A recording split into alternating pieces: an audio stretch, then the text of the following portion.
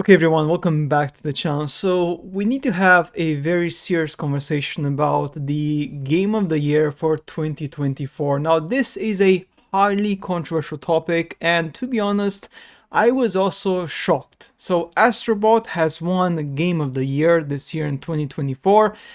And to be honest, this is absolutely disappointing and just showcases how the industry is bought. The industry is bought, and there's nothing that gamers can do right now apart from voting with their wallets and dismantling the system with our money.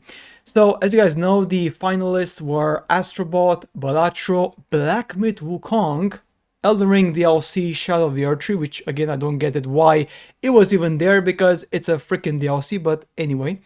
Final Fantasy VII Rebirth and Metaphor Refantasio. Now, I'm not saying Astrobot is a bad game. No, it's a very, very good game. It's a very fun game, but it's a very fun family game. To be classed as Game of the Year is just absolutely crazy. I mean, it just showcases that these people made it win so because Sony had to win Game of the Year this year. And for a very important reason. There could be a number of reasons, of course, especially, for example, the woke agenda right now. They absolutely hate games like Black Myth Wukong because it's a Chinese game and it doesn't follow the woke, virus mindset.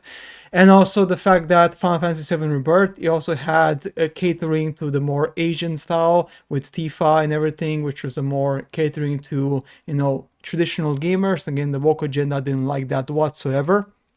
And then the next problem we have is the fact that, PlayStation is having the 30th anniversary this year, 2024. And what better way to celebrate the 30th anniversary in their history than taking the Game of the Year on their 30th anniversary, right? Because Astrobot is all about reminding, Astrobot is all about the nostalgia of the PlayStation games. So it just... Do you see, it's all a conspiracy because it's true. It's turning out to be true. The PlayStation 30th anniversary is actually a special website right now on the PlayStation, which kind of goes over the PlayStation years of PlayStation, everything, and showcases. And it's a pretty cool slideshow showing everything, the history and everything, which is nice, right? But the problem here, guys, is the following. This is exactly the problem. This is exactly the problem we have right now with the industry. The industry is absolutely shambles. It's broken. It's rigged. And we cannot do anything about it because right now the only way we can change things, because players vote in this event, was only 10%.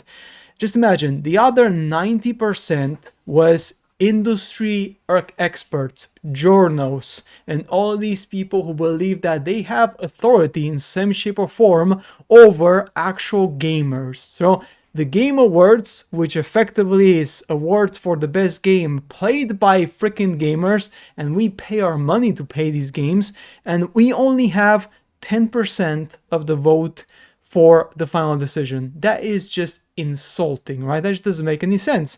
The Game Awards, the gamers should have 90% because we decide what we like. So it's our decision because we are paying the money. The journalists and these companies don't even pay money to play the games. They just get them for free from Sony and from Xbox and all these companies. They have to pay no money whatsoever. Okay, simple as that, right?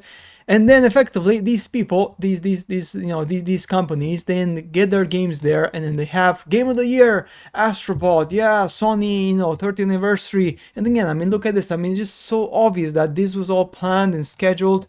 And again, they also hate games like Stellar Blade. Like Stellar Blade did not receive a single award. This game is absolutely fantastic. It's phenomenal. The art direction, the story, the character, the gameplay, it's just amazing, right? And this game did not get even a single nomination. A single award. It got nominations for the best action game and other stuff, but no single award. Because why? Because the West is obsessed with the woke agenda. They're obsessed with this, right? Because the next game from Naughty Dog, this is the protagonist of the game. A masculine woman, which effectively they believe that this is going to resonate with the quote-unquote modern audiences. But the problem here is that the modern audience is only 0.1%.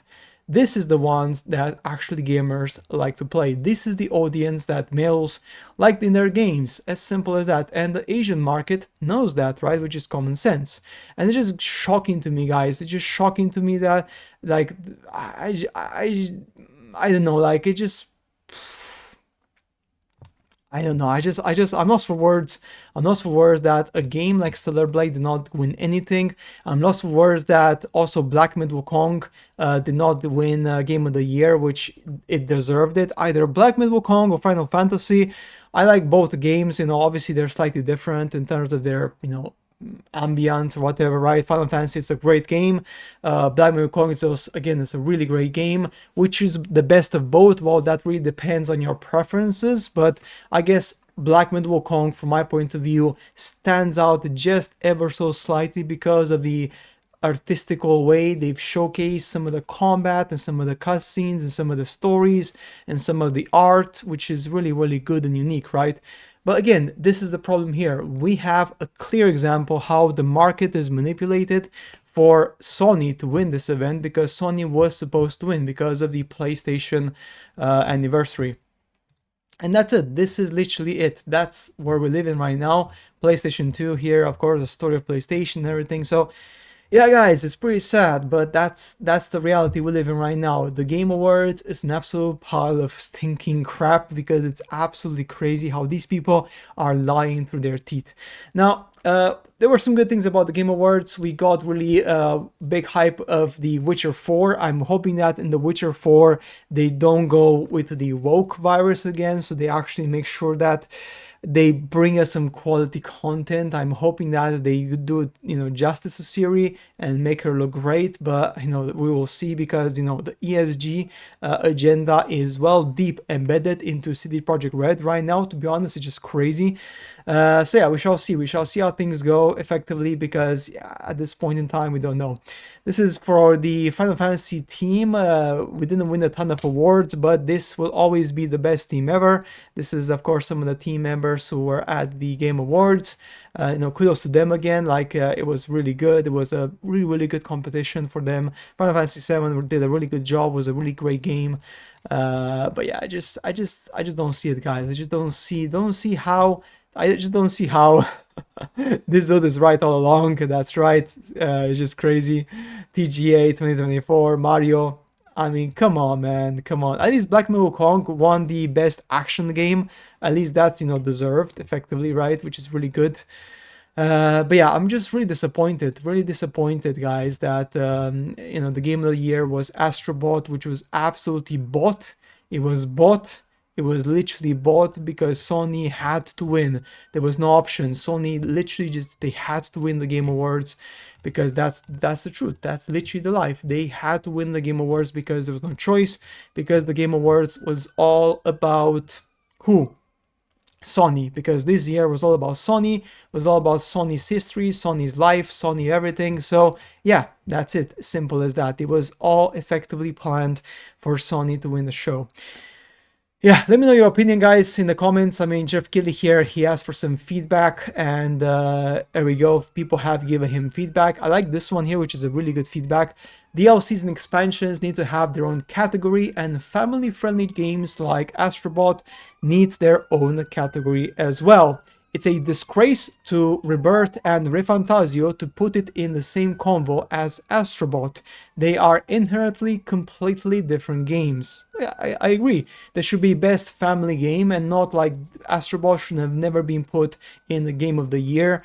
It just doesn't make any sense. And of course, the DLCs should have their own category again. I mean, it just makes common sense, right? But yeah.